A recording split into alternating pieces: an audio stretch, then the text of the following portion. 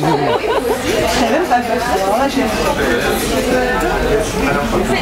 le fais après, hein, Virginie.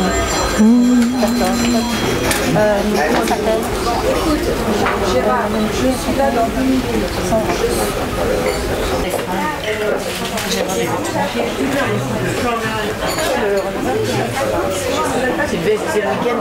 Pourquoi les filles misent-elles tout sur leur physique? Demande Emma, pendant que Fred lui pose une base teintée.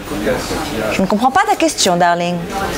La femme n'est-elle pas plus séduisante lorsqu'elle utilise son cerveau plutôt que son tour de poitrine? Oh, ça c'est un schéma de loseuse. Depuis combien de temps tu n'as pas eu de mec dans ton lit, ma petite grincheuse? Pourquoi tu me demandes ça? Si tu ne me réponds pas, c'est que ta méthode n'est pas la bonne. Je n'en ai aucune. Je ne suis absolument pas manipulatrice.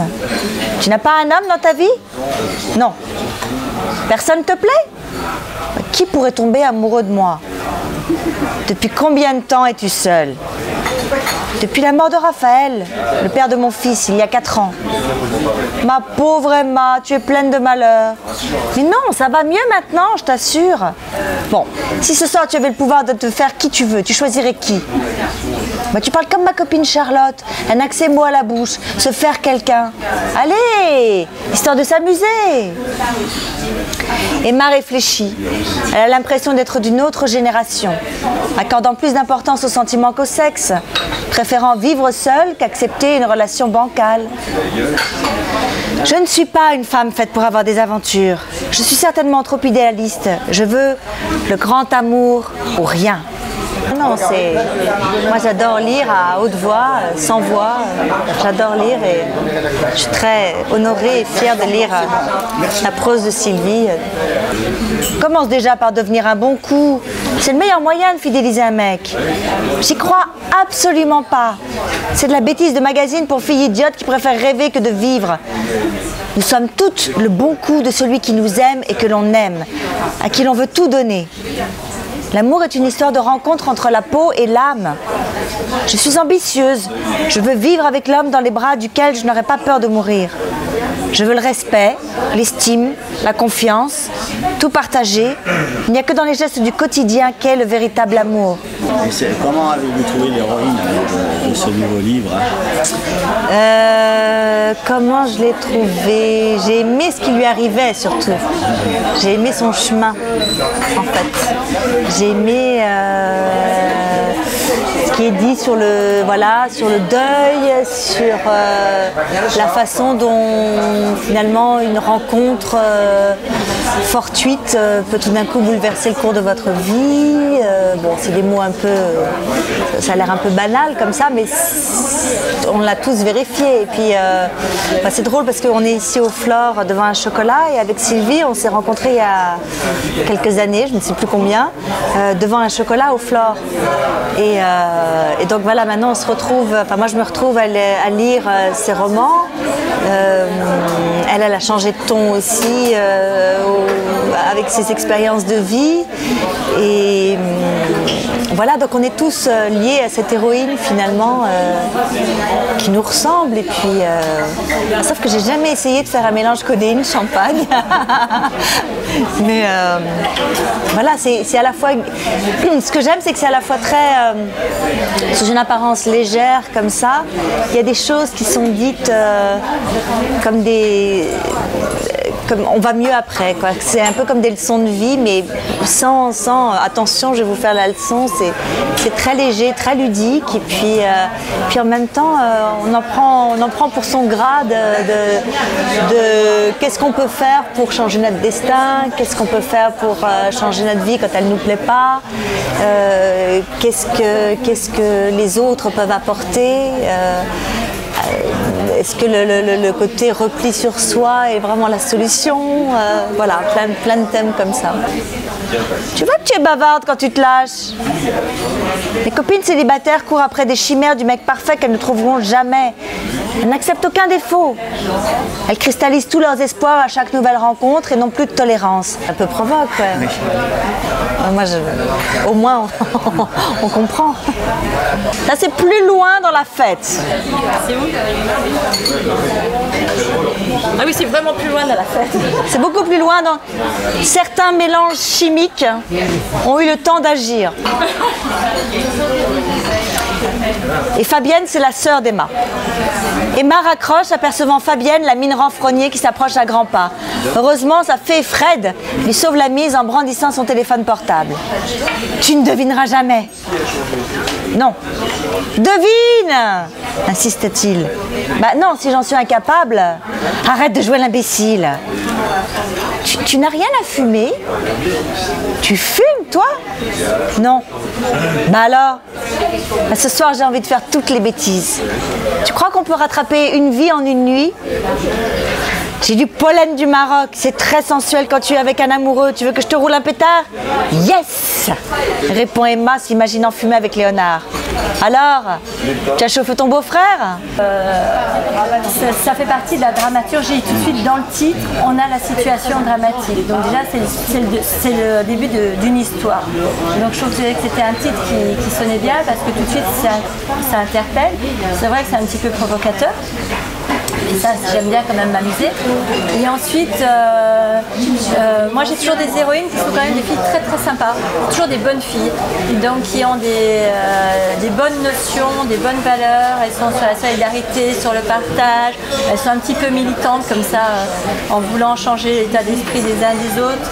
Et elles ne sont pas donneuses de leçons, mais elles ont une manière comme ça d'être assez positive. Donc, de croire à quelque chose. De croire en quelque chose, oui. Et en fait, elles croient en l'être humain. Et elles mettent à profit d'ailleurs leurs valeurs toujours. Mais donc voilà, donc du coup c'est... Mais elles ne croient pas forcément beaucoup en elles-mêmes. Non, elles n'ont pas confiance. Non, ce serait trop facile sinon. Mais ça va pas, non? Pourquoi tu dis ça? Bah comme ça, tu as l'œil qui brille. À propos, il faut que je te raconte un truc énorme. Un des invités est sur Grindr. Je viens de lui envoyer un POC. J'ai l'impression que ce mariage nous rend tous fous. À moins que ce soit le datura. Le quoi? Une plante toxique de la famille des hallucinogènes. Il y en a plein le jardin. Mon père m'a toujours dit de s'en méfier. Tu sais, il m'a appris les noms de tous les oiseaux, fleurs, champignons. Tu vois ces grands arbres, ce sont des jacarandas. Pendant qu'Emma lui montre des arbres violets, Fred enchaîne, hystérique. Tu meurs pas d'envie de savoir qui c'est? Le pitch, c'est Emma, qui est mathématicienne au CNRS, qui est une tronche. Elle doit aller au mariage de sa jeune demi-sœur au Cap d'Antibes, qui a 20 ans. Et en fait, Emma n'a pas tellement envie d'aller à ce mariage, puisqu'elle a des mauvais rapports avec sa mère, avec sa sœur aînée. Elle n'a pas vu sa jeune demi-sœur depuis 2 ans, donc elle n'a pas tellement envie d'y aller. On sait en plus que sa présence ne fera plaisir à personne. Et elle sait aussi que si elle ne va pas, on va lui reprocher pendant des années. Donc voilà, c'est dans cet état d'esprit qu'elle prend son avion déjà, et ça commence par une première scène dans l'avion où ça se passe mal avec une hôtesse. Il va pleuvoir, non? C'est quand même très orageux. Je m'en fous de ta météo, on se couchera plus tôt alors. Et puis, les moustiques sont déchaînés, j'arrête pas de me faire piquer. La prochaine fois, je viens avec une raquette électrique. Tu connais? C'est très efficace. Tu la secoues autour de toi, ça les grille au passage. Bon, allez, ok.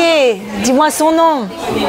Mais j'en sais rien. Son pseudo est Fireman XXL. Pompier, tu vois le genre?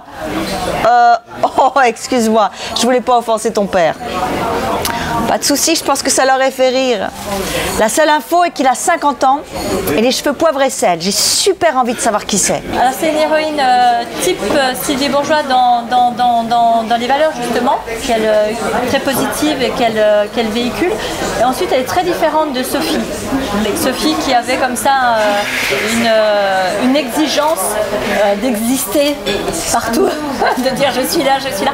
Et Emma c'est vraiment l'opposé. Emma c'est vraiment... elle est mal dans sa peau, elle a perdu le père de son fils il y a 4 ans, donc elle est assez triste, elle se sent plus trop femme, elle se sent pas très aimée, c'est pour ça en fait elle aide tout le monde. Et voilà, en fait sa capacité à aider est même parfois un petit peu pathologique, donc elle aille, elle veut aider. Même à la fin, elle se retrouve avec chez les Kayapos où elle traîne son vague à l'âme d'un village chez ses indigènes qui n'ont vraiment pas besoin de ça. Ils sont trop contents de la mettre dans la voiture d'un touriste pour s'en débarrasser. Ils l'aiment bien, mais ils ne comprennent pas qu'elle soit aussi déprimée. Donc voilà, donc ça, elle part de plus loin que Sophie. C'est ton livre, ça paraît plus simple d'écrire. Non, c'est jamais simple d'écrire. C'est un travail, c'est une exigence, c'est une volonté et un désir. Le vrai beau livre que je veux écrire, je l'ai en tête. Je sais que j'ai pas encore la dextérité pour l'écrire, mais je l'ai et j'écrirai peut-être dans 7 ou 8 ans. Donc voilà, tous mes livres tendent vers ce livre-là. Mais non, après on a... Non, en fait, non, chaque livre est un challenge différent. Chaque nouvelle, j'écris beaucoup de nouvelles aussi. Une sorte d'apprentissage en fait. Oui, c'est un apprentissage. Moi j'écris depuis 10 ans. Avant je faisais de la communication. Et donc je fais ça. Quand je commence un livre, je ne fais plus que ça. Je ne vais plus déjeuner avec mes amis. Je vais pas l'après-midi retrouver Florence pour boire des chocolats chauds, Flore, comme on aime bien faire. Je me mets en apnée et je travaille d'une façon très concentrée pendant 10 heures, 11 heures par jour. Je peux faire plus que ça. Parce que là, tout d'un coup, ma priorité est de le finir. Et donc, tant qu'il n'est pas fini, je ne veux faire que ça. Lundi, on fait les boutiques. Hein. Tu m'amènes chez ta fée maraboutée, je vais rafler toutes leurs robes. Je comprends maintenant pourquoi les commerçants t'adorent et que des coucou bisous affluent de partout dès que tu sors de chez toi. Elles miraient tes mini-jupes. Tu as bu? Oui. Et ce soir, je me saoule jusqu'au dernier jour de mon existence. Je ne veux plus connaître que l'ivresse et ne vivre que pour l'instant présent. Je suis stupide de ne m'être jamais laissé aller et d'avoir toujours été dans le contrôle. Bon, je te quitte, je suis débordée, je dois aller parader. Quoi? Tendre des fesses. Fred m'a dit que j'étais la plus belle de la soirée. Et Jacques-Henri aussi. Tu te rends compte? Moi, belle? Je crois que je commence à aimer ça. Tu es sûre que tu vas bien? J'ai envie d'être heureuse. Tu peux pas t'imaginer à quel point.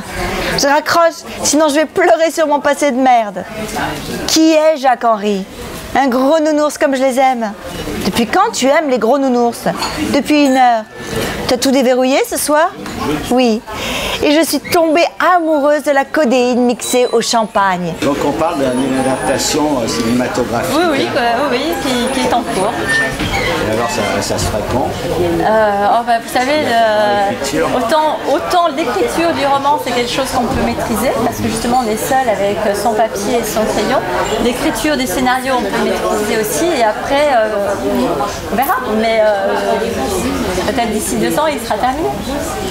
Le scénario sera terminé bien avant, mais le film sera peut-être sur les écrans dans 2 ans. C'est Philippe qui réalise. Je pose jamais ce genre de questions à mon mari. Bon, merci beaucoup Sylvie, merci beaucoup Florence. Ça me donne envie d'aimer tout le monde. Je comprends mieux tes copains comédiens qui se droguent à l'alcool et au médoc. Même avec ma petite dose, qu'est-ce que c'est bon d'avoir un cœur gros comme le mien. Un peu plus et je me prendrais pour Jésus et je donnerais à tous l'absolution. Fais gaffe quand même. Il a terminé crucifié.